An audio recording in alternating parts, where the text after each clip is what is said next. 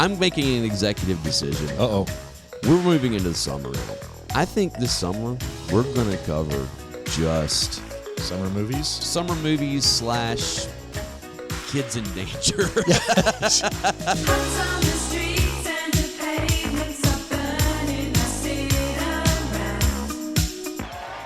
Sweep the leg. You have a problem with that?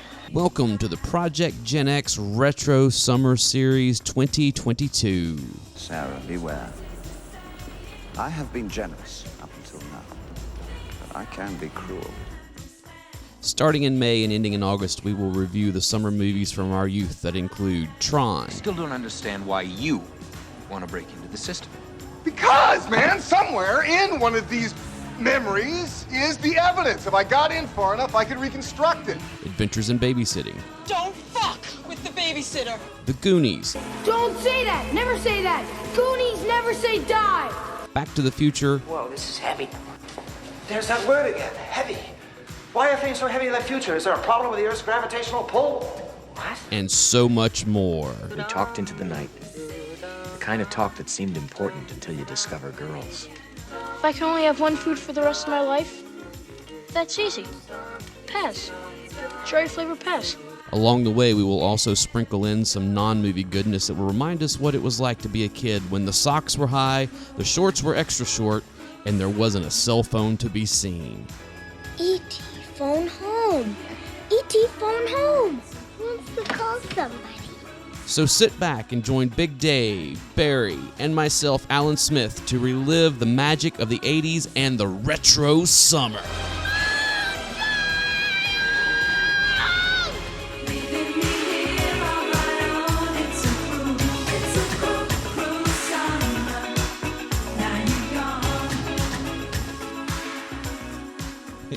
Well, we're recording now. So Cool. if you're not ready, you already know. Welcome back to the Project Gen X podcast. I am one of your hosts, Alan Smith, along with... I'm the other guy, and I'm not ready. I'm Big Dave. and we're also joined by... I'm kind of ready. I'm Barry! Barry! And Barry's taking point on this one because that's what Barry does. Whenever we have a lot of research, he's like, I'm going to do it. And like, you go right ahead, my friend. Hey, go with your strengths, right? All right. This one is a part of our Retro Summer 2022. When we started putting this together, of course, we had a list of movies that we were going to do, but we also said, hey, let's do summer. Let's do a couple of episodes. We're trying to do an episode per month that we're doing this. It's probably not going to happen. That's kind of outside of it's not just the movies. The movies, because we are doing so many movies, and we've done stuff before about like summertime and cruising, which you were not into, but I enjoyed. No, but you know what? I was fine. That was kind of one of the first times that Dave was like, "Hey, I got an idea," and then we turned the mic on, and I wasn't doing anything. Well, it was just like Dave talked about, and I was like, "Yeah, no," and we had stories. I mean, we both had stories about that kind of stuff.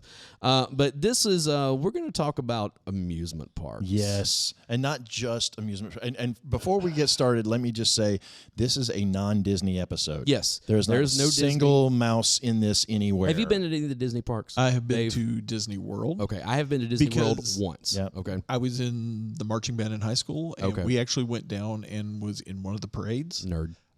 Say, I went to Kings Island. Shut up. We had to get ready in the backstage area, and there's nothing more traumatizing than seeing all the Disney characters with their heads off and the people inside chain smoking and talking bad about the people in the park. Well, there you go. It's basically IT. I would love to see that documentary. Actually, it was very interesting. Speaking of documentaries, that was kind of the inspiration for this. For those of you that are unaware of it, there is a great documentary out. I believe it's on HBO Max now. It's called Class Action Park. And it's about Action Park. It's about Action Park in it's in New Jersey. What was it? That's all you have to say. Is Vernon Township, New Jersey. Yeah, in New Jersey.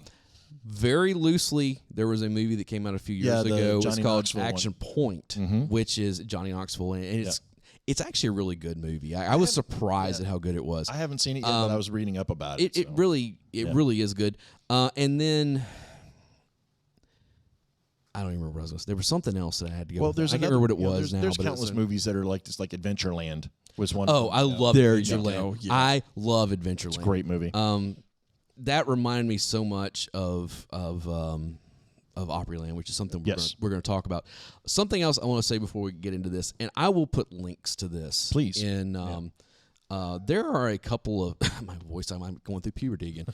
There are a couple of YouTube channels that I highly recommend you go and one of them is called Defunct Land. Yes. That is an amazing, because they talk about all these different parks that no longer exist.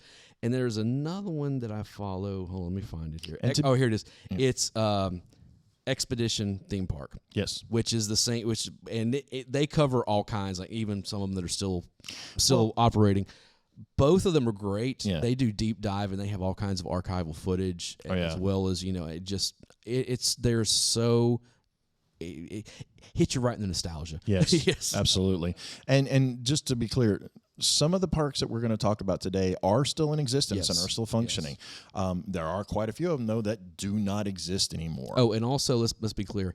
These are also regional to us, for the most part, because we're if you've listened long, you know that we're here in Middle Tennessee, outside of Nashville, and surprisingly, we have a lot of theme parks within come and gone, but that have been within a driving radius, right? 2.5 hour, day trip. We'll say 4. We'll say 4. Because when we get into Six Flags of Atlanta, that's a 4-hour drive. Yeah, that's true. But Kings Island's kind of Kings Island's about 4 hours. Yeah. So, but anyway, go ahead. Yeah, Barry. but so again, this kind of got inspired by watching Class Action Park, and it got me thinking about all of these.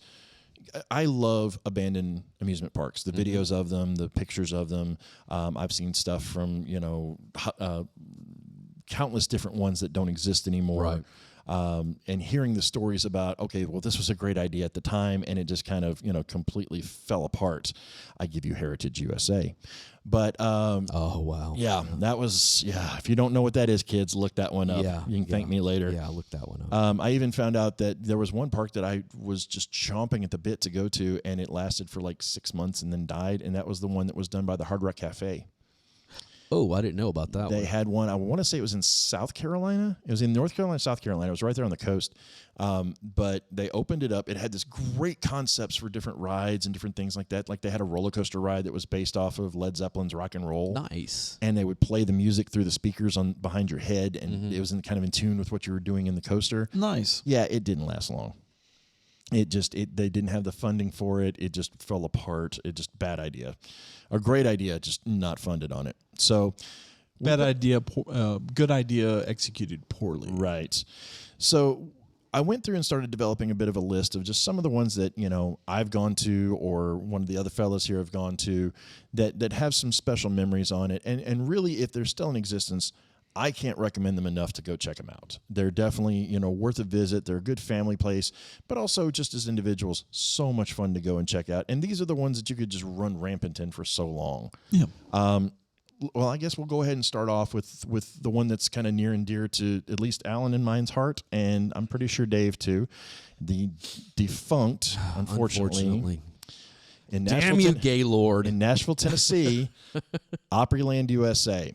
All right, and I've got a little specs on each one. Go right ahead, because I want to apologize up front for anyone who's listening to this, because you're going to hear grown men weep. Yes, and be angry, because this is a lot of our childhood. Even though I lived in other states, we would always come home to Kentucky every summer, and part of that vacation was to come down to Nashville one day out of the vacation and go to Opryland for a full day. And as men, that was every year. As men, we have a tendency to process our emotions differently than women and that kind of stuff. And when it comes to this one, I will full on say that when it comes to the emotions that I feel about Opryland closing, I choose violence. Oh yeah, this is still anger. I choose violence. 20 this year at the end of 2022, it will be 25 years since they closed Opryland. December 31st, 1997 is when That's it closed. Bullshit. That is why, because we got a fucking mall. That's why. Okay, that's all I'm going to say. Okay, at this I'm point. still craving. Go ahead. Let's talk about the good times. Yeah. I'm still craving my my drinks out of the actual fruit shaped fruit. Yes, that was awesome. The grape Those were the Lay's. Those were the best tasting drinks. I'm telling you, man. My parents would only let us get them as we were leaving the park. Yeah. So we'd be staring at them all day. So for those of you that have absolutely no idea what we're talking about, Opryland USA was a theme park that was based in Nashville, in conjunction with the Grand Ole Opry. Yes. And the idea for and it, General Mills. And well, no, that came in later. That was the original. And the Opryland Hotel. Well, that came later in also, too. yeah. But the idea was that they wanted to give people a location to do stuff. So what they wanted to do was tie in a visit to the Grand Ole Opry, have something for the kids to do, then stay at the Opryland Hotel. So you basically didn't have to go anywhere. It was kind of like a resort in some Yeah, ways. very much so. Yeah. It was initially patterned for a resort, and initially I don't recall who owned it from the get-go. It wasn't Gaylord initially. It wasn't Gaylord. Someone else owned it, I and should then know this. back in the early '80s, it was purchased. It was originally built in 1972. Right, and before any of us were here. Yeah, exactly. A year before I was here. Right. And as it went through, it was at one point owned by the Mills Corporation, as in General Mills, as in cereal. And they had so much sponsorship in there to the point where they had the characters from the cereal boxes that were there. No joke. There were like those stand-ups where you go and put your head through and get your picture taken of Count Chocula, Boo Berry, and Frankenberry. Well, they also had the one that everybody forgets about. I can't remember. Or the Yummy Mummy. Fruit Brute. Yummy Mummy. Yeah, and Fruit Brute. They also, but you had the Honey Nut Cheerios Bee. Trix Rabbit. It was all of those General Mills cereals. They had Lucky from Lucky Charms. The only time Mom would let us eat sugar cereals was right before we get ready to come back to Kentucky, because you could collect the box tops. Yes. Get discounts. And you could get discount. You could. So that was the only time we ever got like Fruity Pebbles. Right. And no, that was post. No, that was post. Yeah, but like but all that Count stuff. Chocula. Yeah, I understand. We only got sugar cereals in And the the other summer thing- for the box tops. And the other thing, as a kid, it wasn't all that important to us, but our parents and our grandparents were really tied to WSM. Yes. Had their stations based in Opryland, so you could go and watch shows that were recorded, both radio shows as well as television shows. You could literally go and listen to Keith Bilbrey, watch him live or on watch air, or watch an episode of Hee Haw. Yes. That was recorded in Opryland Studios. Yes. And the biggest thing that came out of that for the longest time, and I'm sure you boys will both remember the name of it when I say I Hear America Singing. Yes. Yep. That was one of their big shows that they had going not for only that, years. but you also have to remember that when the Nashville Network came into being, their studios was there. Yep. I went to Music City Tonight a couple of times. Yep. Got ticket. You could get tickets for nothing, for Shotgun free. Red and all that stuff was there. And it's kind of, again, we're kind of getting into a lot of Roy Nashville. Acuff himself would just walk around the park. Well, he owned the property. Yeah. He owned the property. Yeah. Roy Acuff used to live like right down the street. He used to sit at the top of a ride called the Grizzly River Rampage and watch people go by and wave at him. Right. Yep. That's what he did. I mean, welcome to Nashville. You don't get more Nashville than looking up while you're getting soaked on a water ride and seeing an Opry member waving at you. I know. That's just perfect. And of course, they always, with the whole I Hear America Singing, and they had like they used to have. Okay, for those of you who are not from Nashville, okay, if you ever have if you think that you are a good singer / musician, come and hang out in Nashville for like, I don't know, 6 hours, and then go home with your tail between your legs. It's often been said the worst house musician in Nashville is better than the best house musician in pretty much anywhere else. Pretty much. And I'm not saying that's a brag. Arrogant. No, it's just that's because people come here. Like the best of the best come here. Well, so you would have like these I Hear America Singing. Mm-hmm. There were these. There were multiple shows and multiple theaters. Theater by the Lake was the big one. Yep. And they would always do they did all the Opry songs. They would do Roy, they would do Wabash Cannonball or Ride the Train or any number of these old country songs. The Bluegrass Shed over by Bloom Zone. Yes. So and let's get into the actual layout of the park here really quick. So the initial layout of this park was out into sections, and each one of the sections was catered towards a specific style of music. So you had more traditional, like Main Street USA kind of bandstand type stuff. You had, and they had like a 1950s, very, early, that type almost of like American barbershop band. quartet kind of sound. They did have some of that stuff as well. They had the rock and roll era of it. They called it the Doo-Wah-Diddy City. Yes, Doo-Wah-Diddy City. They had a section that was more on the country side of it, where you had your rides like the Flume Zoom, right? Or excuse me, the Dulcimer Splash. That's what it started out at. Yeah, and they renamed they got it the back Old to Bill it. Scream, and they had the Barnstormers. transformers, and they had a ton of different rides. Well, on it. don't forget the New Orleans area. Yes, the the New huge Orleans area. carousel. Yes. Oh, dude, that carousel Was amazing. Yeah. It's still here in Nashville. They have it. It's been in storage ever since. Okay, this thing was built in the 1930s. Yes. or something In Germany. Like that. Yeah, Germans. And when the shop when Opryland closed, they put it in storage, and they brought it back out at one point, and it was down at Riverfront Park for a while. Really? Yeah, for a couple. I remember that. And then they put it back in storage Because it was getting damaged. It's still sitting there, unfortunately. But there, and again, each one of these were laid out in different areas. Now, there were certain rides that are of note. And, obviously, we have such a passion for this. We could gush on every single ride that was The there. Wabash Cannonball. The Wabash Cannonball was... This could be a complete episode. Yeah. It really by could. itself. It really Yeah, could. absolutely. But the Wabash Cannonball was definitely one of the first ones. This was a roller coaster. It was a single loop coaster, but It was a double loop. or it was a helix. It wasn't a loop. Yeah. It was a helix. Yeah, it did. But it was one of the first coasters in the area on this. I've actually got some notes on these. Let's not forget about the Grizzly River Rampage. Yes. Which was a raft ride Yes. that took you through into a cave where you saw a giant grizzly bear. Animatronic bear. Yeah, exactly. That stopped working after about the second season. Yeah. That And it just Opryland never had a moved. bad habit of having really nice features that did not that last. would last 2 Chaos. years. Chaos. Chaos is one of the. So Chaos, for those of you who don't know what we're talking about, this was one of our first indoor coasters. It was supposed to be kind of designed like Space Mountain. Kind of. But it was supposed to be you wore 3D glasses. You wore 3D glasses because They there was tried- a it was this whole sensory overload type screen thing. at On the top top and and the the bottom, bottom. and And they at the never bottom. worked. Right. They never worked. And so the inside circle would go up slowly. Yes. And you're supposed to be watching this show between the two screens on the top with and on like the bottom. clocks Right, bursting. yeah. And, all And this then kind of when you weird got stuff. to the top, this thing would swing out to the outside, and you would go back down outside the In initial blackout. and you were gaining in blackout, and yeah, just the- fast. Yeah. the cars would actually go through projector screens. Yeah. yeah. With different visuals on them, and that's Some what of the them whole were creepy. Yes. Some of them were just Oh, plain it- creepy. Yep. But it only lasted for 2 years, and then it was just an indoor ride in the dark where it was air conditioned, and Yes. that's where you would go to cool off. Absolutely, absolutely. And there's one other ride that I did want to mention, the Screaming Delta Demon. Yes. For a couple of reasons. This was it was a sled ride. Yes. It was a sled coaster, which was kind of a rare thing. You didn't see that too often. Yeah. For those of you who don't know what we're talking about, basically it is kind Bobsled. of it's a bobsled On wheels. Yeah. that you're riding down. Now the cool thing is this one actually the entire area around it was made up to look like a swamp. Yes. And they at one time had live caimans in that swamp. Yeah.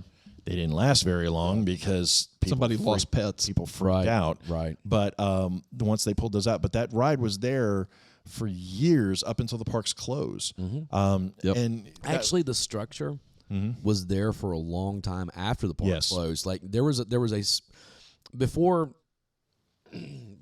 without getting into a whole lot of into the details here. Right. Before or after Opry Mills was built, and then before the Opryland Hotel expanded again. yeah. Basically the Screaming Delta Demon was there for a good 2 years. Like you could still see, like it wasn't complete, but you could still see some Pieces of the track and stuff. but all of the outside of it that was supposed to look like hills or whatever it was. Right. All that The was rock there for formation. all of that was there for years, and then they finally tore it down. You're also forgetting about the rock and roller coaster. Well, Rock and again, roller we coasters. could spend hours just going on the different rides. Old and Mill Scream. These are some of the highlights on those specific ones, Yeah, and we may I end know. up doing an entire episode on Hangman. Opry Don't Mills forget at some Hangman. point. That came in at the very end. was the very That last was ride, very end and it of it. always You call- sucked. It you call never it the worked. Hangman. I call it the death knell. Yeah, you know? I've ridden it. People It's a lot would of fun. constantly get stuck on that thing, and they'd have to get cranes in there to get them off the ride. It's not fun. It was a piece right. of junk ride. So the next one that I've got on my list, and again, this is another park that unfortunately doesn't exist anymore. Right. It's very special to me because it was literally right. hold on. Yes. One thing I do want to say about Opryland before we Please. get out of here, and you probably experienced the same thing. What's that? That I did. My family would buy season The passes. season pass, the babysitter for the summer. once we moved in, we did too. That was one of the greatest things because in a very different world, They from would where we drop you live off in now, at 9 a.m. At 9 a.m. and say, "Be back here at 5." Yep. And basically, a bunch of kids. Literally, it would be like a couple of my friends, whoever's mom was. It was like, hey, you want to go to Opryland? Would pick up everybody and go and drop them off, and then whoever else's mom would come and pick everybody up in the afternoon. And literally, we were dropped off at 9:00 at the age of 10 or 11 years old, and left to run roughshod in that park. And you just went. And that was it. And I also want to I miss those days. That I was in the park. I would never do that with my kid. No. I was pre-cell phone days, and I was in the park for the Halloween fire. I was actually Halloween was so much fun. I was actually on the rock and roller coaster when the fire was happening, which means the fire, we were right over the top of the fire, like you could feel the heat. Oh, jeez. Yeah, they couldn't get the completely different time. Oh yeah. All right. Okay, go ahead. What we got next? Again, the next one, I'm not sure if you guys have had any experience with it, but like I said, this one's a special place in my heart because it was literally right across the street from where I went to college.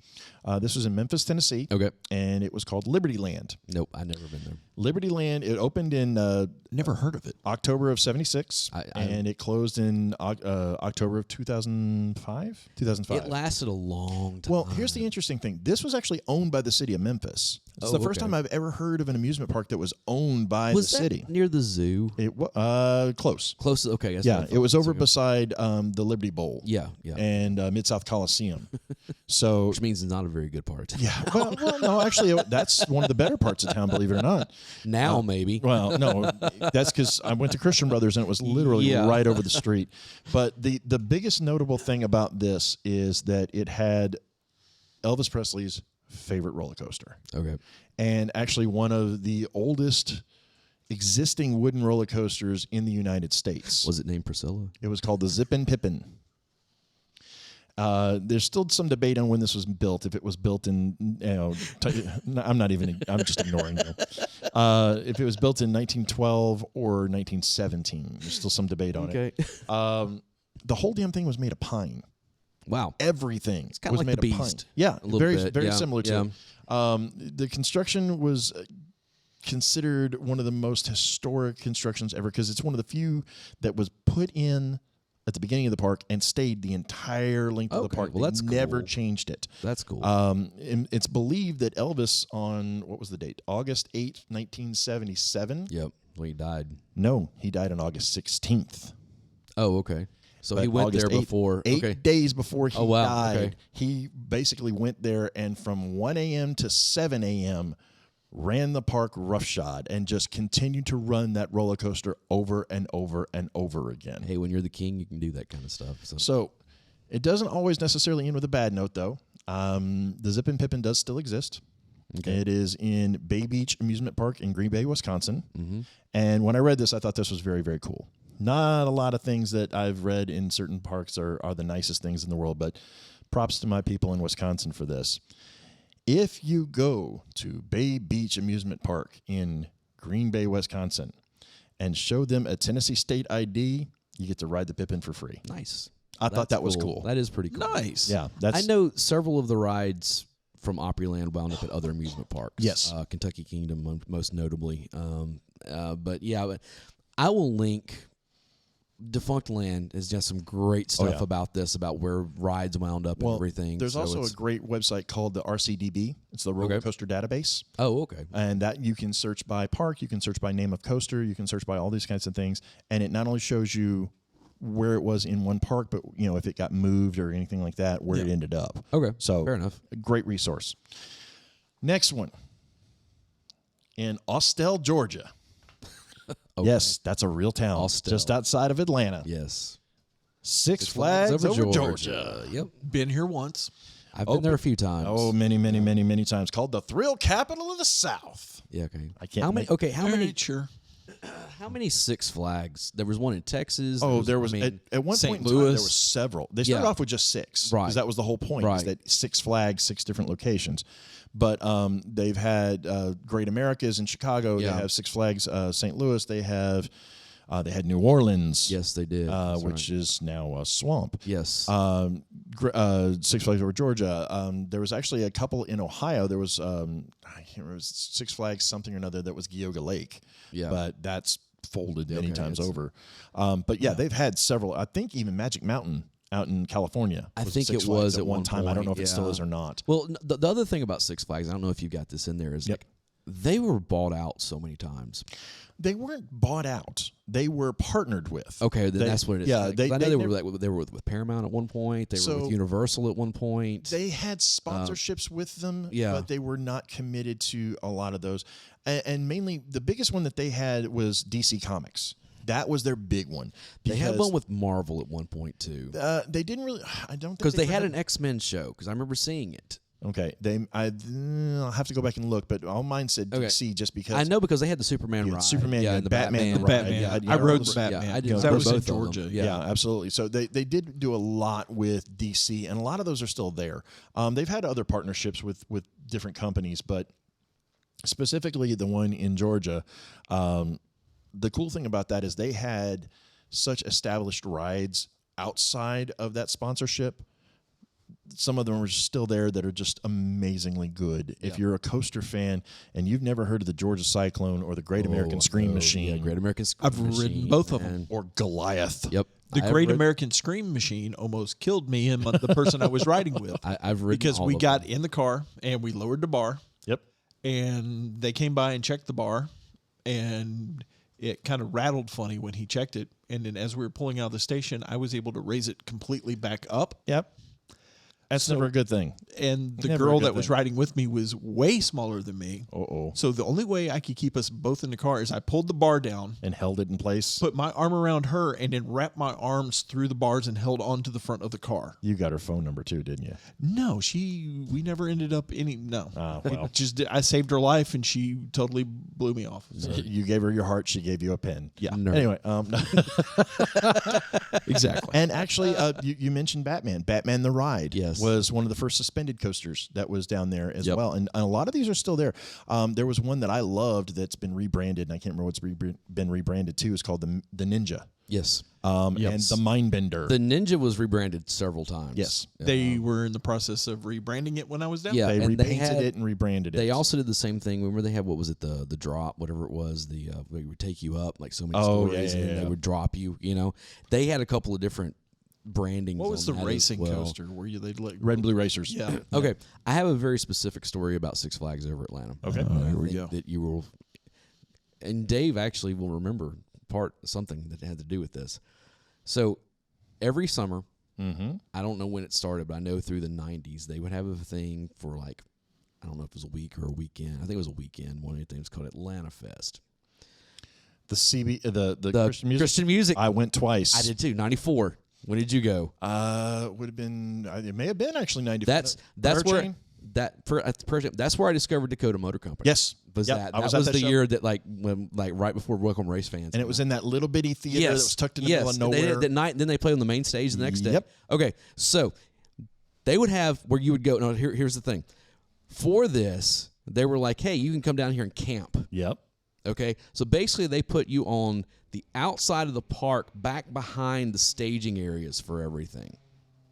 Okay, so you have thousands of teenagers just hanging out with nothing to do. Yeah, see where this is going. That sounds like a bad idea. Do you remember Fred?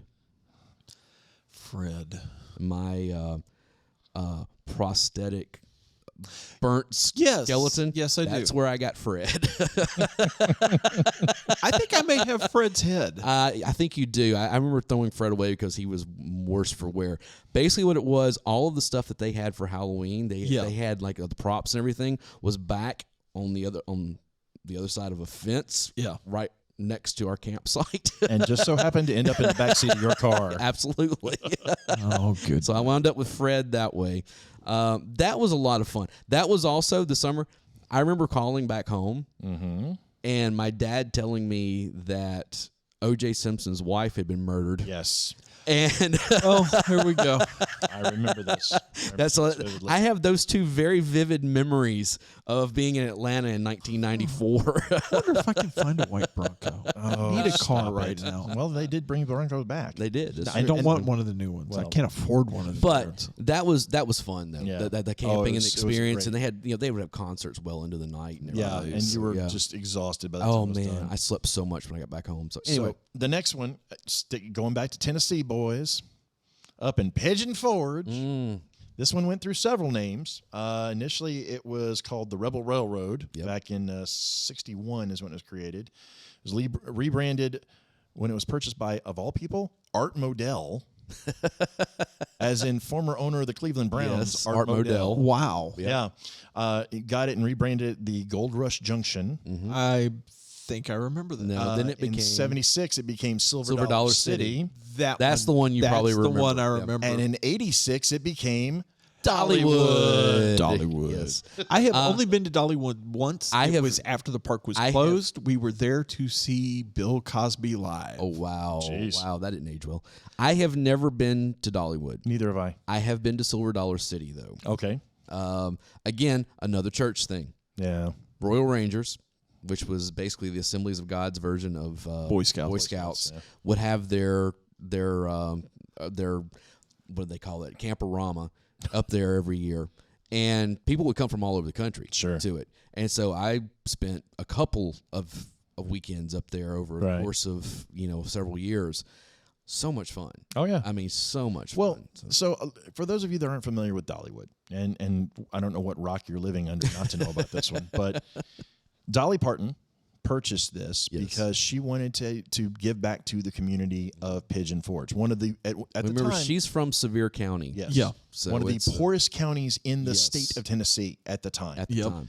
She had, by her purchase on this, has added approximately 4,000 people on the payroll just to run Dollywood. Yep. And that is the single largest employer in the county of Sevier County. By the way, through Dollywood, yes, she has almost single-handedly brought back the American bald eagle through her bald eagle sanctuary in the park. So, and it's nothing unusual to see her there. At all. Just walking around. Yeah, it's checking on stuff. So, real quick on the park design, there's actually not quite like Twitty City though. No. See, I almost put that on here, but that's not an amusement park. But so it had 11 different areas, or it has, that talk about the historical eras and culture of East Tennessee, as well as a big part of Dolly Parton's life. Yes, and also her imagination and what the kind of stuff that she generates. It is known for hosting several of the largest festivals in the South. Yep. Not in Tennessee, in the entire southern nation. Go to Dollywood. As far as the rides go, you were talking... You want to walk back that southern nation. Okay, yeah, never mind. Let me rephrase that one. Thank you. Bad idea. Poorly executed. In the nation of the South. I was just going to sit here and see how long it took somebody to figure it out. Oh, my God. How am I the one that put my foot I know. How would you of all of it? Yeah, I was about to say, isn't that your job? I was going to say, you're the most liberal of all of us here. How did you go to Southern Nation? Oops. Anyway, the rides on this. So let's talk about the rides for a second. You have the Dollywood Express, which sounds like a great name for a porn. But do you remember the why? It does. Why? Do you remember after the first one you had to come back with that one? Do you remember the live episode of the Drew Carey show where they went to Nashville? Yes. And Oswald and Oswald Harvey. Well, Oswald and what was Ryan Stiles and they were going to go to Dollywood. That was a whole thing, and they were making all kinds of like horrible jokes. I guess So anyway, yes. Real quick, one of the ones that we talked about on this, as far as we'll come back to it. Yeah. We'll come back to it. So as far as the Dollywood, the rides that are in Dollywood that just still, some of them are mind blowing. We talked about the Dollywood Express, which is a full size steam locomotive. Yes. One of the few that's still in operation and used daily. The Thunderbird, which is a wooden coaster. Yes. The Blazing Fury, which is an indoor roller coaster. Is it chaos? It's like a dark ride too. Okay. So, but the one that's the most notable that I think is kind of cool is the Wild Eagle. Okay. Now the Wild Eagle is America's first winged coaster. And I had to look up what that was because I wasn't exactly sure. Basically, the carts themselves are eagles that have wings out on the span, and you ride on the span of the eagle wing. Cool. Yeah, it's a cool idea. I know that on top or strapped underneath? Underneath it. I know that a couple of Opryland attractions wound up in Dollywood. Yes. It's I think the Rock and Roller Coaster might have been one of them. Mm-hmm. Okay, so now you remind me what I was going to say as far as Opryland. If you're looking for a good reference on Opryland, and I've got a couple of others as we go through some of these, several TV shows, movies, things like that have settings that are taking place in some of these parks. Yes. There is a movie. Robert Altman had a movie called Nashville, and there is a big sequence in there that takes place in Opryland, and it was actually filmed in the park. You know, you were talking about the steam engine in Dollywood. Yes. We didn't even talk about the 3 locomotives that went through the Opryland, park of Opryland. Yeah. We That's also, how you get around the parks. That was jump on the train and the Sky Coast. Yeah. Yeah. You also did not talk about the 10 Lizzies. Again, we could spend forever talking about this show. Let me say this because I meant to say it. And guys, you talk about Altman and all that kind of stuff. I can do you one better. Okay. I have the Viewmaster pack. Oh, nice. Matter of fact, when this is done, I will go and pull it out of the box. Nice. It's in there. But yeah, that's how big Opryland was. Yes. Is that Viewmaster actually had reels that and they would take the picture and sell you the little point of view thing. And there was it was just like I love that. Anyway, so all right. So we're going to move a little further north on this one. Okay, Kings Island. No. We're saving the big one for last. Cedar Point. Holiday World and Splashin' Safari. All right, I have Santa never been Claus, here. Okay? Indiana. I've never been there. I have. But being from Kentucky and having moved to Michigan, yes. And we would have to drive that drive, and I remember seeing the billboards. Mm-hmm. Well, originally it was called Santa Claus Land. Yes. And this was Santa founded Claus, back in Indiana. One of the older parks, actually. This was back in 46 is when it was first created. Wow, I didn't realize they were that old. Yeah. Okay. The park is, it changed over in 84 to be called Holiday World because they wanted to expand outside of just Christmas. Yeah. Makes sense. And the name of the town that it's in is Santa Claus, Indiana. Right, so, right. But go ahead. I remember seeing the billboards. Oh, yeah. Driving back and forth between Michigan and coming back to Kentucky to go to Opryland and seeing this, Santa Claus. Well, and now if you wanted to go, and if you live in Kentucky, Tennessee, Georgia, Arkansas, Missouri, anywhere in that area, you see these commercials for Holiday World and Splashin' Safari all the time. Well, and that's one of the you things, always know when it's about to begin summer when all of a sudden the Holiday World billboards start popping up around the area. I never heard of Holiday World until probably the late 90s, early 2000s, somewhere in there. And all of a sudden they started a media blitz. Like you wouldn't believe. It was crazy. Now I think a lot had to do with the fact that Opryland wasn't around any longer, so they could be the biggest thing in the area. So and in defense, they are about equidistant drive from Nashville to Santa Claus, Indiana, that it is from Nashville to Pigeon Forge. So 3 hours. Yeah, give or take. Yeah. So it's and their big gimmick is all the drinks in the park are free. Free drinks, free and sunscreen. no child is allowed to leave crying. Yes. Yep. That's like one of their big things. If the kid's crying, like on the way out, they will the park employees will come around and do everything they had to get the kid laughing before they're gone. So let's talk about the park design for a second. It's actually in 4 different themes throughout the park. They have one section that's for Christmas, one for Halloween, one for 4th of July, and one for Thanksgiving. I know Thanksgiving is kind of an odd one, but I'll say this much: is that where all the restaurants? I was about to say the food over there has got to be amazing. And then I like any theme park that will let me go and eat turkey. And I'm down, baby. And dressing. I am any there. time of the year. I'm spending all day in the Halloween section. Bring me the pumpkin pie. Anyway, and then they had a few years back they added a section, a water park on it called Splashin' Safari, which is kind of the entrance to it. Oddly enough, is in the middle of the park. It's not like a separate entrance. You go into Holiday World to get to Splashin' Safari. You can go through Halloween or Thanksgiving to get into it, and it's more of a I know it sounds like a cliche, but it's a safari theme. Right, it has a lot of that, kind of jungle-esque kind of look to it. Some of the notable rides on it, we'll start with Splashin' Safari because it does have some water coasters on it. It has something called Mammoth and Wildebeest. These are pro-slide hydromagnetic mammoth water coasters. They also have something called the Otorongo, which is actually 3 separate tubes that are kind of intertwine one another. One tube is called Otto, one tube is called Ron, and the other one's called Go. Otto, Ron, Go. If you say so. Yeah. Well. And then when you get into Holiday World, a lot of the rides, when I went, it reminded me a lot of fair rides. Okay. Those kinds of like the corkscrews and the stuff like that that were in there. So you could tell that these are ones that they basically got the world. Yeah, they got them. They got them cheap. So, but they do have some established coasters. the Thunderbird, which is it's a wing coaster, kind of like the one in Dollywood. Yeah. But it's supposed to be after the Thunderbird's flight, and that's one of the few that's actually. I know it's kind of weird, Thunderbird in Thanksgiving area, but hey, it is what it is. The Legend and the Raven. Now, I think this will speak to you too. They're both wooden coasters.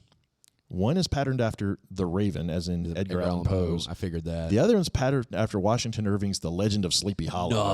Nice. Okay, that's like I said, spend all day in Halloween. All of a sudden, I'm like, I gotta go. Yeah. So, and when we going, boys? It's I'm down. But it was an interesting thing to walk around this park and see. They really do put a lot of time and effort into the themes of the park. Mm-hmm. Maybe not so much the rides, but the themes definitely. All right. We're going to move a little further south now. And this is another one that no longer exists, unfortunately.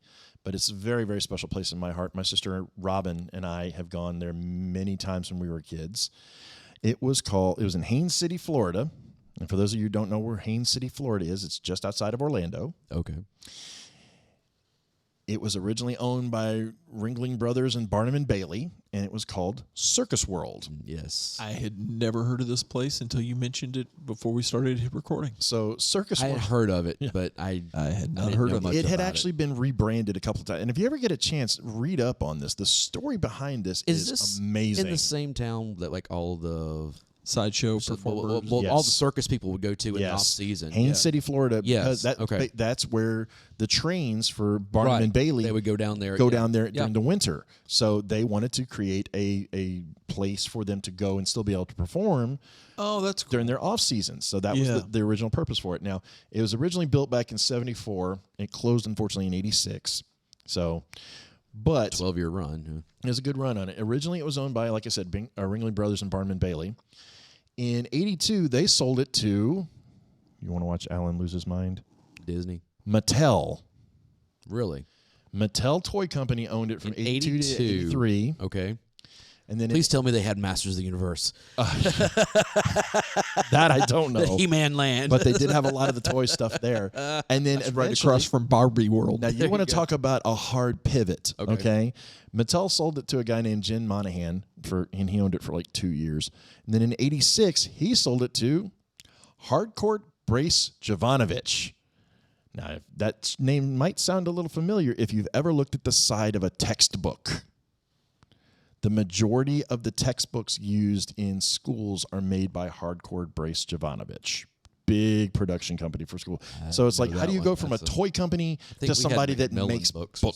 I've never even heard of them. Yeah. All the curriculum I see at the college is Pearson. Yeah.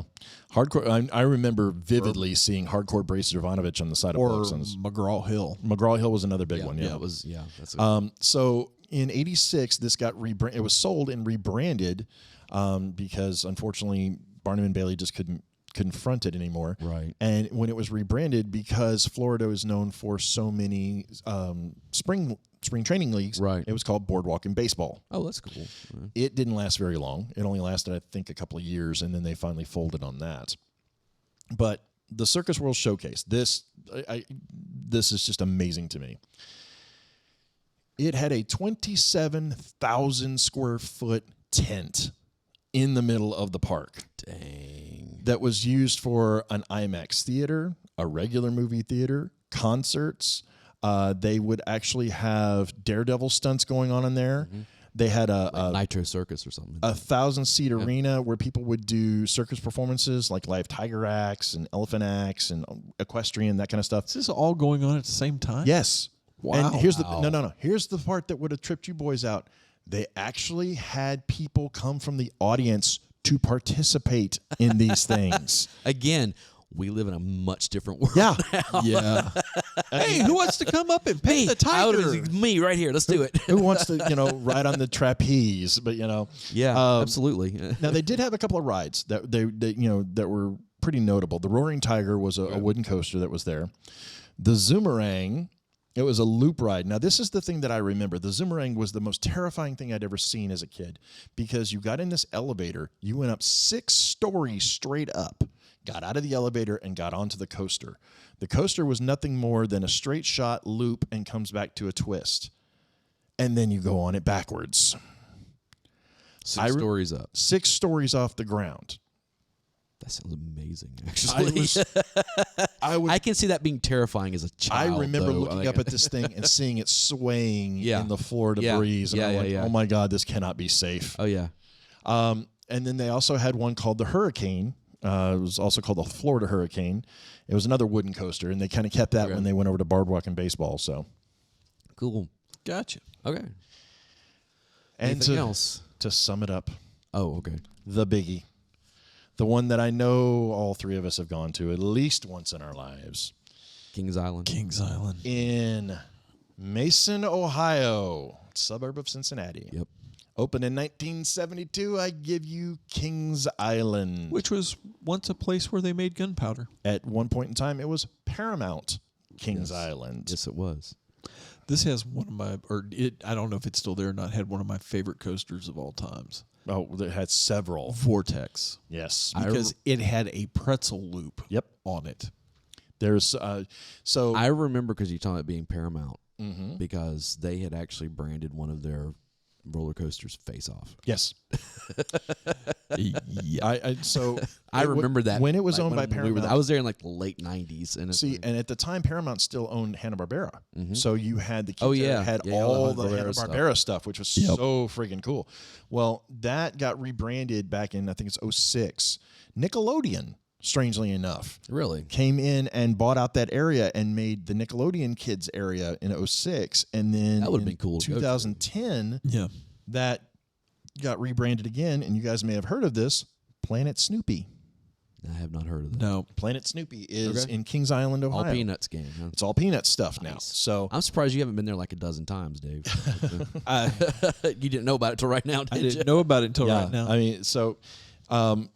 yeah, I like my Charlie Brown. Oh, so do I. I'm a huge Charlie Brown fan. Now, as I mentioned, some of these have had some pretty notable things happen on them from TV, movies, things like that. In 72, Hanna-Barbera produced an episode, or a movie, called The Banana Splits at Hocus Pocus Park that was actually took place in Kings Island. Yes. I think I actually remember seeing that. In 72, also, The Partridge Family had an episode that was filmed in Kings Island. Of course, this is all. It would have been in reruns for me. But most notably, in 73, The Brady Bunch.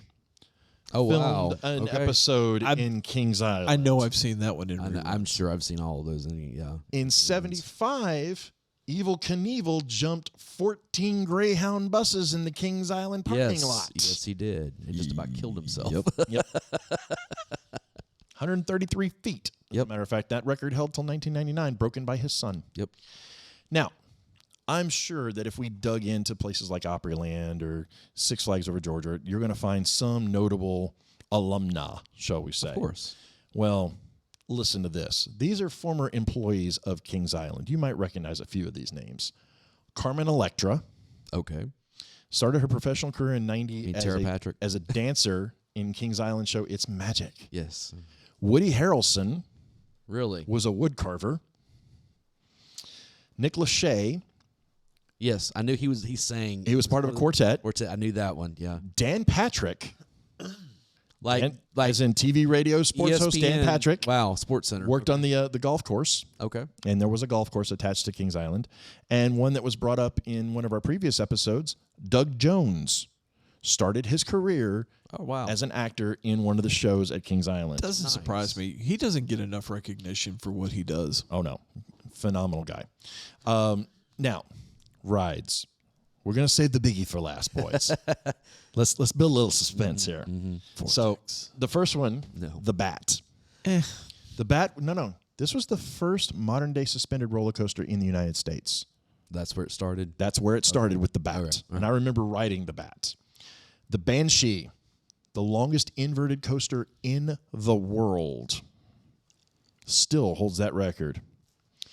The Red and Blue Racers. Yep. Was in Kings Island. And these were 2 twin-track coasters that literally they would release both coasters at the same time and you would race each other. Now, this is on a wooden track, mind you. One would go forward, the other one would go backwards. Yep. Right. And to see who got there first. Yep. The biggest thing about Kings Island that a lot of people don't pay attention to is it actually has a 1/3 scale replica of the Eiffel Tower right in the middle of it at 314 feet. And they said that it weighs in approximately 450 tons. Whoa. But it is to scale of the Eiffel Tower in Paris. And I know this because I've had a very magical moment at the top of the Eiffel Tower. I do not need to know anymore. No, I won't give details and I won't give names, but it was... I don't know why you're talking about that. We got one of them down there in Paris, Tennessee. Yeah, but it's a lot smaller. A lot smaller. And boys, I would be remiss if we talked about Kings Island and we did not bring up the Beast. At one time, the longest, wooden roller, fastest, oldest, and best wooden coaster in the world, the Beast. Yep. That's what everybody, that's what Kings Island was known. People tallest. talked about the Beast all the time. I both loved and hated the Beast at the same time. I loved the ride. I loved the speed of But it. it shook you like a bullet. Well, it was terrible. It man. wasn't the shaking. It was the fact that that car had a small, like 3-inch separator. Yep. That only came out like 4 or 5 inches. Just enough to poke you in the back. Just enough to break your ribs from the shaking of the coaster. I was sore for weeks after riding that stupid thing. So then there was Son of the Beast too. Yeah, well, Son of the Beast actually got removed later on to build up. I believe it was the Banshee. I actually rode Son of Beast. Yeah, Son of Beast was good. Yeah, Son of Beast was good. But my favorite's still Vortex. Vortex was amazing. That pretzel loop where you would go in and you would go loop and you would go loop and you would come right back out through it on right next to the track that you went into the loop on. Yeah, it was really. They were cool to parallel. Watch. It would twist your mind. So here's a couple of specs on the Beast here, boys. It at one time, and keep in mind these are always subject, but I believe the Beast still holds a few of these records. Yep. It was the tallest coaster in the world at 110, or the tallest wooden coaster at 110 feet tall. Right. Had the longest drop on a coaster at 141 feet. Fastest wooden coaster in the world at, you ready for this? 64.8 miles an hour on wood. And you felt every one of those planks.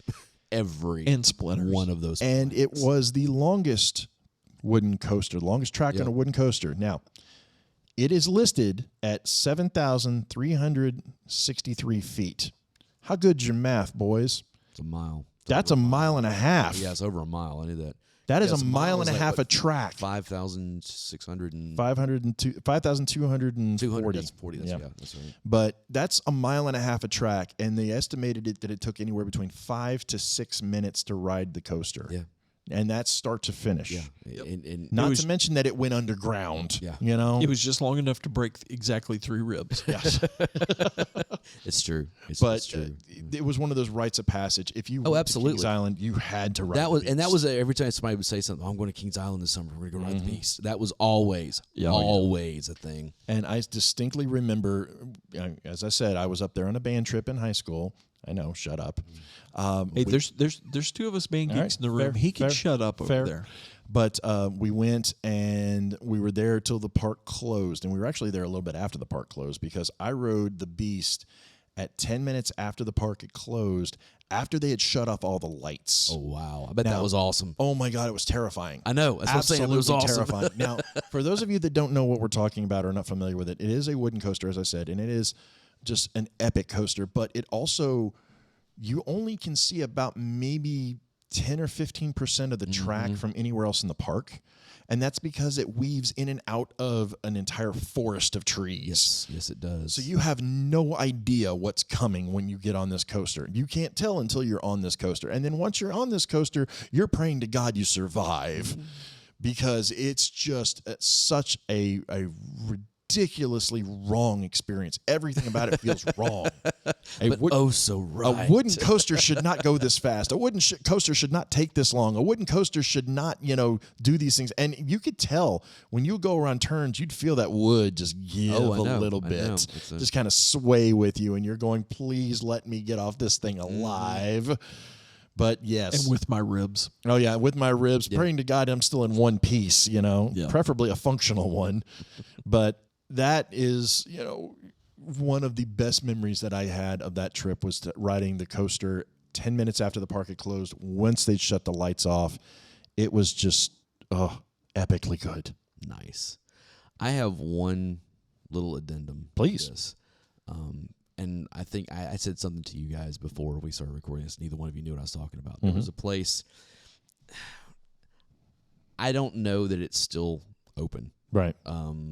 Even looking at its Wikipedia, it says that it was under contract 3 years ago to sell, but there's a place in Maggie Valley, North Carolina. Okay. Called I've been to Maggie Valley. Ghost Town in the Sky. The ghost town in Well, I don't remember seeing sky. any signs for it while I was over there. There was, I think now it's called Ghost Town Village. It used to be called Ghost Town in the Sky. I've only been there one time. Right. Mid-ish 90s somewhere, okay?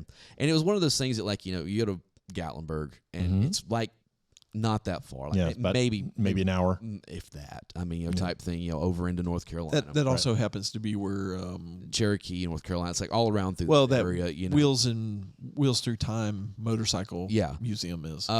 There's nothing really spectacular about Ghost Town in the Sky because it really is. It's like an old west town, and they will have shootouts, and they have a train, and all that kind of stuff. It's one of those type places. It's an interstate. Yeah, it's one of those places where they draw you off the interstate because we had one in Kentucky called Guntown Mountain. Yeah, I believe the word you're looking for is tourist trap. Yes. Now they did have rides, but they weren't anything for there wasn't It was like one of those mobile carnivals in a lot of ways through and just set up shop pretty and much. never left. The thing that I remember the most about it is that because this is on a mountain, you had to ride a ski lift to get up to it. That's Guntown Mountain. And you get up there, and then you walk around this town. Of course, they have all this kind of stuff going on. Yeah. Over in the quote unquote park area. Right. It really did look like one of the little carnies that goes around, And they had one of the ships, that swings back and forth. It was right on the edge of the mountain. Oh my God. Now, it didn't swing out over the mountain, but it swung out enough a long ways to where it was if you because I did sit on the end. Yeah. When you go all the way up to the top, you're looking straight down the mountain. Oh, jeez. No, thank you. No, thank you. I'm good. Yeah, I saw. I found it rather fun, but I saw a video recently of one of those pirate ship rides about to go over. I know, and never it's again. I kind of wondered years later. I was with erosion and different stuff like that. I was I bet that was not exactly the safest thing in the world to be doing. Not even close. But that was again, one of those little small places that you hear about. Especially like you said, you're traveling and you go, oh look, there's this and. Now that you've mentioned I remember seeing that sign in Kentucky. In Cave City, Kentucky. Yeah, and it's one of those things where you'd be running down the interstate and you'd be looking for a place to lunch. Right. Close to Dinosaur World. Yeah, exactly. Dinosaur World. But you'd pull off the interstate to get lunch, and then this thing would be sitting right there where the kids would all see it. Absolutely. It was well, and there was all kind of Stone Mountain, Georgia. There's not a whole lot there, but they do you could ride the train. Yep. And part of that was that it would stop at this old west, and they would have a shootout, and all this kind of stuff. See, and anyone that knows me or knows anything about me knows how much I love tourist traps. Yep. I am such a fan of the cheeseball tourist traps throughout the United States. And for any of you that share the same passion that I do, there's a great website, and I'm going to give them a shameless plug here. It's called roadsideamerica.com. Okay. If ever you are planning a road trip and looking for some really strange stuff to see and do, you can't go wrong with Roadside America. You can search it by state, you can search it by city, you can search it by locations. I will literally spend hours on this thing just deep diving if I have to take a road trip anywhere and say, okay, well, I've got to go here and got to check this out and all this other stuff. It's came to play when the infamous Amy and I took a road trip to Knoxville very early on in our dating career. And I think you call it a career. Well, it's a commitment, damn it. So we went to Knoxville, and for those of you that are unaware, in Knoxville in 1982, that's where they held the World's Fair. Right. And there was a lot of different stuff that was there. I went to the 82 World's Fair. Yeah, the Sun Sphere and all that other kind of stuff. Mm-hmm. Well, the hotel that we were... a bunch of wigs in it now, so it's... Oh, yeah. I saw the Simpsons episode, too. But I went to our hotel was right on the grounds from where the 82 World's Fair was. Uh-huh. And as we're checking in, I walked around the desk, and I happened to look off to the other side, and I came to a dead stop. Eyes bugging out of my head, mouth agape. I had to reach over, grab her, and say, "Do you see what I see? The world's largest Rubik's Cube is still in the hotel in Knoxville, Tennessee. Well, that's cool. And still functional. Yeah, well. It's just one of those things, Well, if you go to see that, just keep going east, and you can go see the world's largest cast iron frying pan. That's at the Lodge. Oh, Lodge in South Pittsburgh. At the Lodge manufacturer. Okay, I always heard it called Loge, but all right. He's going to hit me, I know. Potato. Well, and I remember distinctly when I was cast iron skillet right with a large back of the head. Nice. When I was in Las Vegas, Still not as good as a napkin dispenser. We did a trip from Las Vegas, Nevada, to go to the Grand Canyon, and in the process, I went to Bedrock. Oh, nice. And it doesn't exist anymore, unfortunately, but literally in the middle of the desert, someone had constructed a 1-to-1 scale of bedrock from the Flintstones. And yes, I did slide down the neck of a brontosaurus. And yes, I did sit in the car at the drive-in and watch an episode of the Flintstones, and picked up a brontosaurus burger. It sounds cool to me. I mean, yeah, that sounds like. So at the drive-in, when they brought you your food, did the car flip over? No, unfortunately, no. Because that's a liability. Yeah, that's one of the things. Like, I love these little pieces of Americana. Yes, it's how you get. It's like. It's not just, we can talk about Disneyland or Disney World or can we not? Hershey Park. Yeah, Hershey Park might be. Yeah. But it's one of those things that, that's kind of everybody talks about those. Or those. Universal Studios. There's nothing or whatever it is. There's nothing unique about those. Exactly. No one is going to come out and tell you the story of that park. Right. And odds are they're the guy that opened it. And all of these little places that we've talked about all have a story, and they all have something unique that is regional, very, very regional to them. It's something this country's lost is the regionalism. And that was part of what made everything kind of unique. Right. Well, and that's one of the reasons why I encourage all of our listeners to go check out Roadside America and see some of these places and go and visit them and go talk with the people. I mean, you'll find out so many different backstories about just the areas and the places and the weird randomness. I mean, one of my favorites when we went to, for those of you that don't know Tennessee very well, in Gatlinburg, Tennessee, it's a very big tourist area. Very. It's gotten huge in the last couple decades. Absolutely. They've almost ruined it, really. Yeah. It's massive, but at a time, I don't know, I hope it's still there, it had the Salt and Pepper Shaker Museum, which sounds boring as hell until you go in there and you're looking at it going, my mom had those. Wait, my grandmother had these.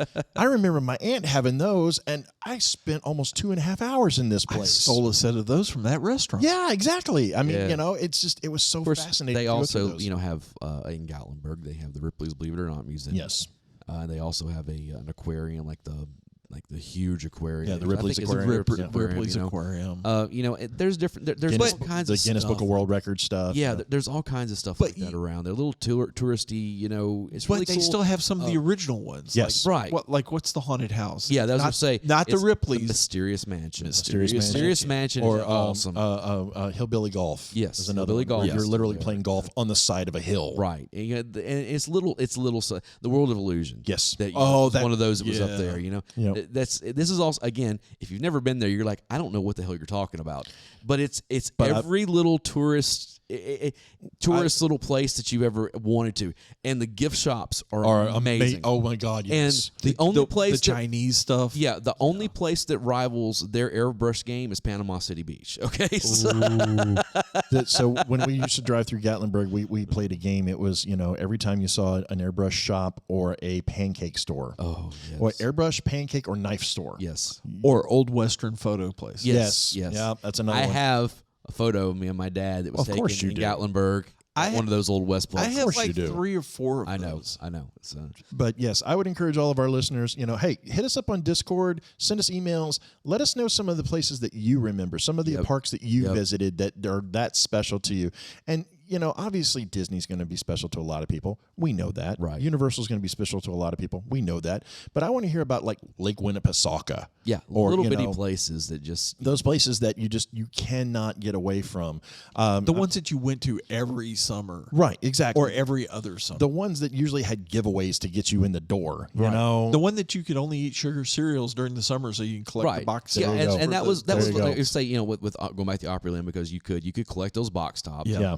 They also had. They eventually introduced what they called the Tricket. Yep, which was a 3-day pass. 3-day ticket. Yeah, and which was based off the Trix Rabbit. Yeah, but it was really cool because it was it was a better deal to get that than it was to get a 1-day pass to go in there. So. Yep.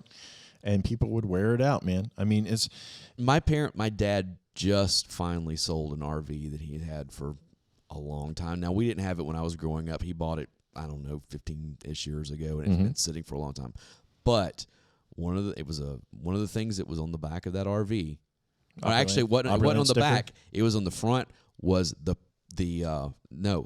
parking pass. Oh, nice. Yeah, they would have like the little parking passes, and it would have the year. Like what year it was good for. I remember that. And it had like 3 of them on there from like the mid-'80s. It was so awesome. So before when Opryland closed, they had a big sale where they were trying to sell off a lot of their memorabilia in the parking lot. And I actually went over there because at the time I lived practically across the street from there. I lived off of Pennington Bend. Yeah.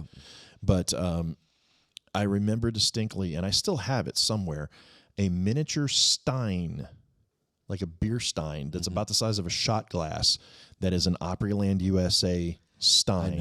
I know. And there's actually great, and I'm sure that there are other ones for different parks. 10 years ago when I was doing the flea market, we would do consignment stuff for people. Sometimes like have things they're like, I don't want this anymore, but I don't really know how to sell it. So we would do it on consignment or whatever. Right. One of the things that we had for sale that we took to the flea market that did not last past the first half day that we were there.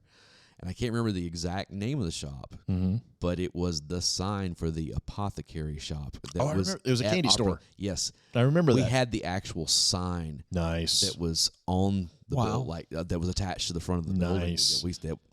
Somebody jumped on that immediately. And there's a there lot are people of who collect a lot of that stuff. Well, there's a lot of groups on like Facebook and stuff that, pay tribute to a lot of these fallen amusement parks. Yes, I said Defunct Land. Yeah. You go, that expedition, I'll link to Defunct Land especially. Yeah. It hits you in the feels for a lot of things. To this day, every Monte Cristo I buy at whatever restaurant is still compared to that restaurant in the New Orleans area.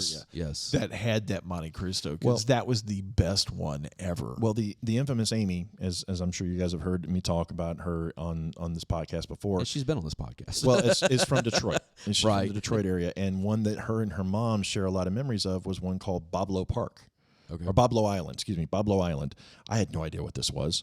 And when I went up to visit, her mom actually still has a framed poster for Boblo Island, and said she wouldn't part with it for love or money. Yeah. Because it was just that's what it was. And we actually, one of our early dates, watched a YouTube video of somebody going and visiting Boblo Island and seeing all of the structures that are still there and a lot of the ones that aren't, which was so much fun. Yes. And again, I'm crying out to you guys to tell us these things, because I love these stories and I love any of the information about any of these parks or locations that you remember as a child, or you remember as a road trip, or you and your buddies went to go check out, or anything along those lines that either aren't there anymore or carried such a memory for you that you want to share those memories. I would really encourage you to do so. Send us on Discord. Absolutely. Email us. Drop stuff in the Discord over this. Man, absolutely. So much. Yeah. We love anything along those lines, send it to us. And, Alan is going to post up a bunch of the links on these things. Links, yes. And I know that there's probably hundreds of other parks that we didn't touch on. I apologize about that.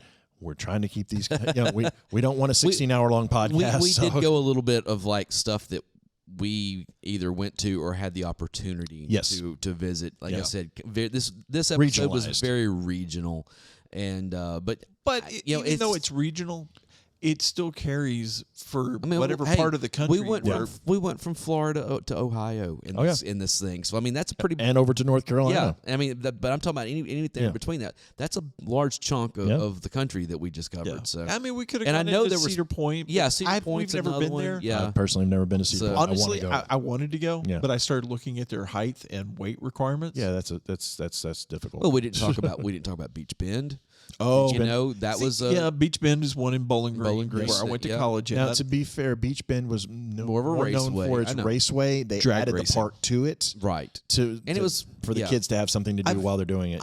Honestly, it's still there. I've never been to the park side of it. I've always been there for either the car shows or the drag racing. I've been to the park side as well as the drag race side of it, and it's like one of those little carnivals that pops up on the side of the road, right? But it's a permanent structure for them, and they're always there, and it's just that kind of weird nostalgic feeling to sit on like a tilt-a-whirl or the zipper, and I rode the zipper once. I swore I would never get back on that thing again. Going back to Cave City, I think the last Wigwam Village is still there, which was a motel that was built back in the 50s that were built like teepees. Dinosaur World. Yeah, Dinosaur World is still there. My in-laws actually honeymooned at Wigwam Village in Cave City. There was cool. in used to be. I'm sure it's not there any longer, but there used to be one of those in Gatlinburg also. Yeah. You know, there were several of them. Oh, they were built across the the U.S., but I think the last still operating right set of those is in Cave City, Kentucky. That's cool. That's very cool. Which is right there with Guntown Mountain. Guntown Mountain and the Dinosaur World, and it's no ghost town in the sky. It's none. Okay, you were. I'm sure they're probably the exact same thing. There is one. More than there is likely. one that I have some very good friends of mine, Dave and Dina Pendragon, that live in Concord, North Carolina. And one memory that they've always shared with me is apparently there was a park in North Carolina that was based off the Wizard of Oz. Ooh. And it completely went just decayed, derelict. Right. But the yellow brick road is still there. Oh, that's good. And every year, once a year, they will open up that park and let people walk down the yellow brick road. You talk about defunct theme parks that were in North Carolina. Mm-hmm. You remember the name? I can't remember. I can't pull it off the top of my head. I'm hoping one of you will. The one that Jim and Tammy Faye Baker had. That's Heritage USA. Heritage USA. That's what it was. Yeah. Heritage USA. And that actually started my fascination with defunct amusement parks and theme parks by seeing the fact that those buildings were basically untouched. Right. They sat there for decades and just got completely wiped away by sea air. Just destroys paint jobs. Right. So that and moss, was everywhere on this. Get your cry hankies here. That's right. Oh, bad. Well, and another one, just thinking about mascara running down the face. It's like, that's like Twitty City that got bought out by the Trinity Broadcast with Easter egg head. Yeah. Was it what was her name? I can't remember. The pink I have a lady. funny story about that. I'm not gonna tell it on air. I have several. But it was Jan and what was his name? Last name was Crouch. That ran that forever. Anyway, if you drive by Twitty City in Hendersonville, Tennessee, at a certain point during the day when the sun's setting, you can still see where they had offset the bricks in the walls around Twitty City, where it still says "Hello, darling." I know. Yes, I know. Which still special place in my heart. You still got the House of Cash up there too, Yeah. But one last one before it's close to the public now. Yeah, it has been for years. But we were talking about defunct ones that are in the Carolinas, and I'd mentioned this one to you guys off air. But there was one that was called Hard Rock Park. Oh yeah, you were talking about and it sounded cool. It later got branded as Freestyle Music Park. Yeah, I know that's a much lamer name. Yeah, it really is. But this was owned by Hard Rock Cafe, and I found out it was in Myrtle Beach, South Carolina. Oh wow, okay. And they had developed this park and opened it up, and it was literally everything was hard rock oriented. They had punk, they had metal, they had all this other kind of stuff that was going. I'm in. Yeah, I know this is like our happy place. This is our Nirvana. And I think Nirvana was they in were there. probably in there, yeah. But it didn't last very long, and then I think this was right around the time that Hard Rock went bankrupt. Oh yeah. So they sold off everything, and then they rebranded it, and they just never could make any money off of it. So it just kind of died off. But it was left abandoned for a long time. This may sound as heresy for me to say this, but I've never been to Myrtle Beach. Neither have I.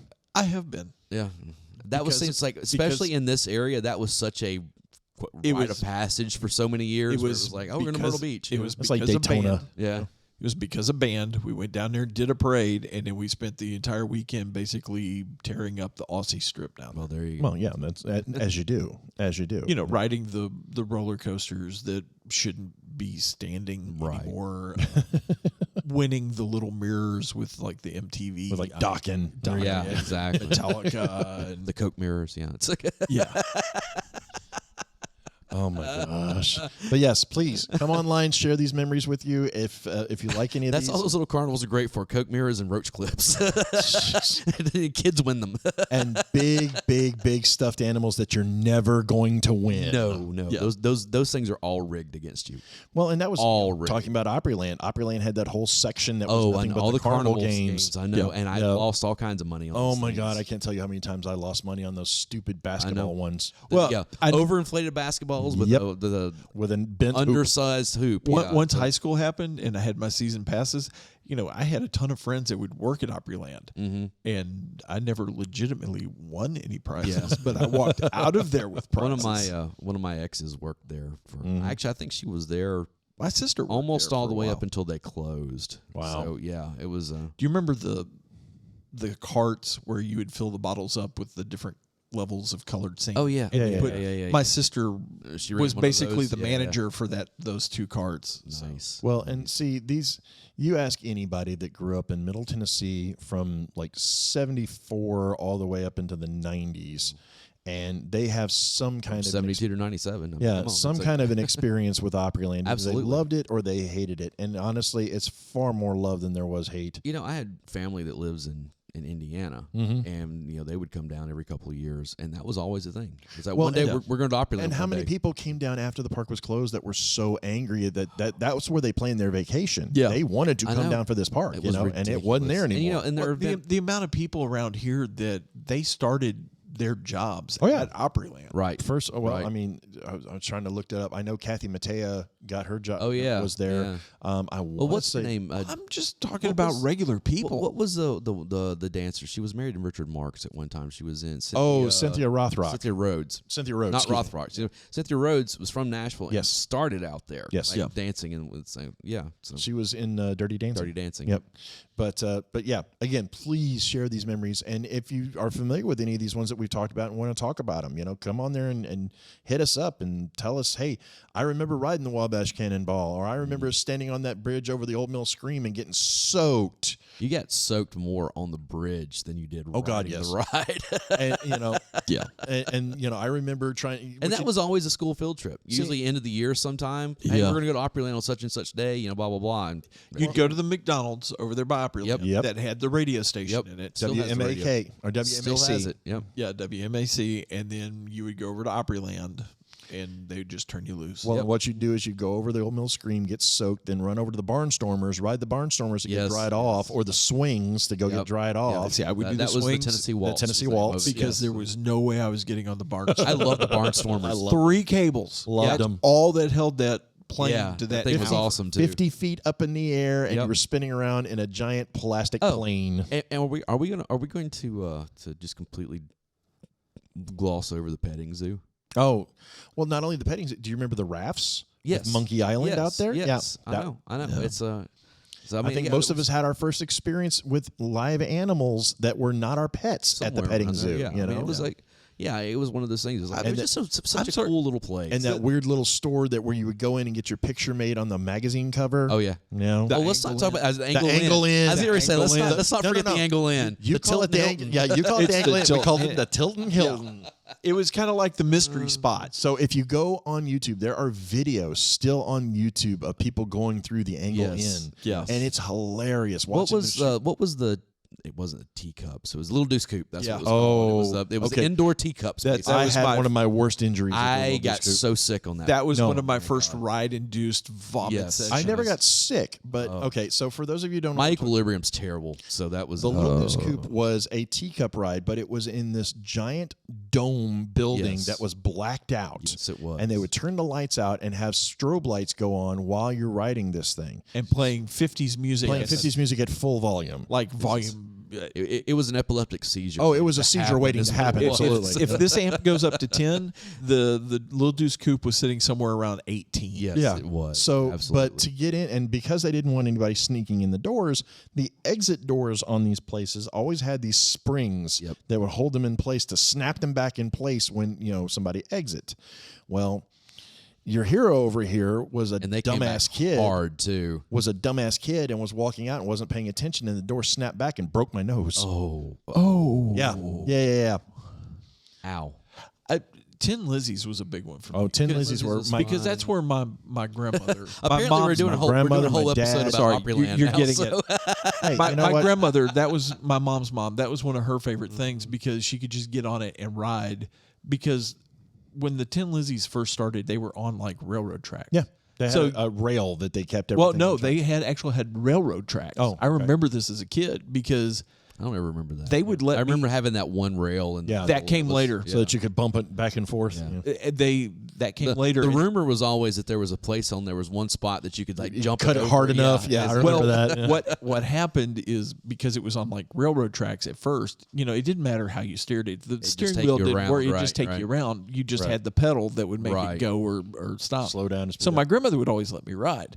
What actually happened is one of them, the steering wheel worked and somebody jumped the track, and that's when they reworked it and put the rail in the middle. Okay, that's how it worked. That's how it worked. I cannot tell you how many memories I have of the Tin Lizzy's.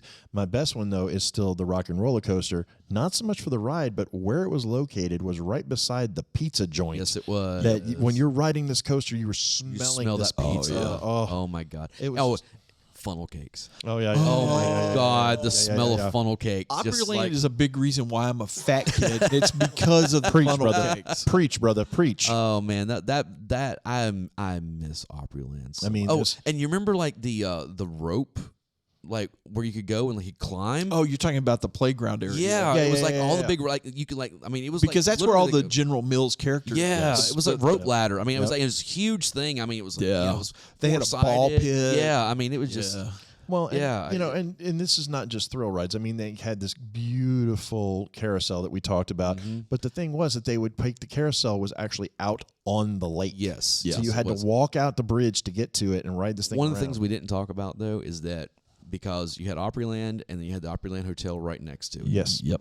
Eventually, Gaylord brought the General Jackson to town. Yes. Which was you could legitimately go over and get on this riverboat and ride the Cumberland River all the way to downtown Nashville. It would dock at riverfront. You could get out, walk around downtown, and then come back and get on it and go back to Opryland into Opry Mills. And you were getting lunch on the way out there. And you were getting dinner and a show on the way back. Remember the smaller version? You had the General Jackson, and then you had the smaller version of it called the Music City Queen. Yes, there was a Music City Queen.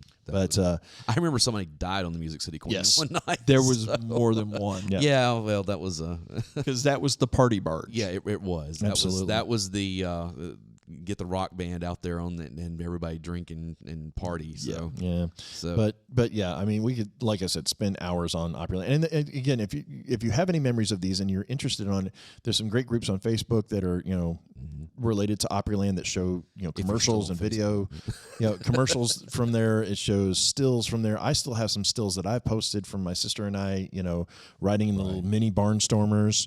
Oh, I know there are all kinds of photos at my parents' place from Opryland. Nice. I know there are tons of them. I have to go over there and go through them. I'm sure my mom had them at some point. Yeah. Who knows where they're at now? But yeah, unfortunately, as they say, all things must pass, and that was one that I think is still going to be a raw nerve for everyone that grew up in Middle Tennessee. Of how bogus it came to. Well, until we're all dead. Garbage. I mean, that's honestly that's what it's going to come down to. Is that as long as there's one of us that's still alive that remembers Opryland will always live. If we ever find the guy that put an end to it, did you hear the story about that? We need to shave his head, tar and feather him, and ride him out of town. Basically, what happened is that Gaylord Entertainment. Who owned Opryland Hotel, owned the Wild Horse Saloon downtown. They owned the Grand Ole Opry. They owned the Grand Ole Opry. Yeah. They brought in, it was a family-run organization. Yes. It was Gaylord, that was their last name of the family that owned it. Not just an insult. They, their last name was not Falker. So it was, they brought in outside counsel, basically. They had a new CEO that came in. Like once the father stepped, I think he just stepped down. He didn't die. Nobody in the family really wanted to be CEO, so they brought in somebody from the outside. I can't off the top of my head pull where he came from. I want to say he came from another hotel, like it was some other like big hotel or whatever. Right. It's probably something from Vegas. I don't know. Anyways, this new CEO that came in said, you know what? Let's try to like get away from all of this hee-haw, rumbo jumbo, and all this kind of stuff. Let's go to something a little more uptown. So they closed down a park that was profitable from 72 all the way to 97. Never make money. Never closed in the red a single year that it was open. Even when it expanded to new rides to it. And then they tore it down and built a mall. They partnered with that the Mills flooded Corporation. 10 years, well, be later. Fair, Opryland flooded early. Yes, it did. Year, it did. But it was funny. The curse. Yeah. It's funny because like years later when he left Gaylord, he was asked in an interview about his time at Gaylord and asked if there was any regrets he had. He's like, yeah, we probably shouldn't have closed down Opryland. No joke, you shouldn't have closed down Opryland. Yeah, I mean, and I'm sure what moron well, says, hey, we have a profitable money-making machine here that people come from all over the country to that go is to. Employing how many people? That stay in our hotel, that spend money on all of our attractions, that do all this stuff. We'll close it down and open them. Legitimately the biggest non-gambling resort visited in America ever. It's funny you say that because part of the design of Opryland Hotel was to eventually allow for riverboat gambling. I know. Yeah. If you notice, there's a section of Opryland Hotel that is the Delta, is what they call it. And it's where, so for those of you who aren't familiar with the layout, right beside Opryland Hotel. Probably most everybody listening to this. the Cumberland River runs right beside Opryland. All of that. Yeah, all of the Opryland area. Bend area. And the initial idea was that they were going to allow for, if Tennessee was going to pass riverboat gambling, they would have been able to take. Which we still haven't. No, we have not. They were going to be able to take the General Jackson, bring it literally into the hotel and dock it. Right, because it's on water. As long as it's on water. Bring people on there and then take them down to downtown Nashville and back again and allow gambling on this and then go.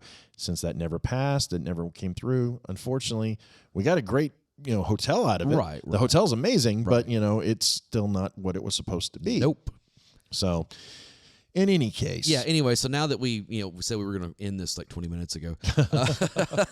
Again, share all of your memories with us. Because, this is, retro summer, man. Yeah. We're having such a good time. And all. This has been really good. Even better than I expected it to be. Y'all have been having a good time. Well, I'm just now getting back. Well, you've been here for a few episodes, so it's, and there'll be more. You've been here in spirit, Dave. You know that. Oh, I know.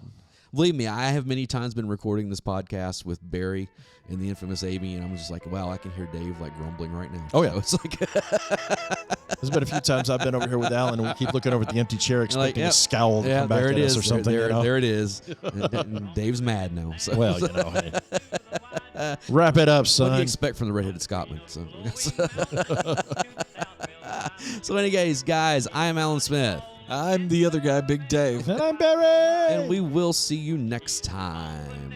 See ya. The Wabash Cannonball. She came down from Birmingham one cold December day. As she rolled into the station, you could hear all the people say, there's a girl from Tennessee, she's long and she's tall. She came down from Birmingham on the Wabash Cannonball.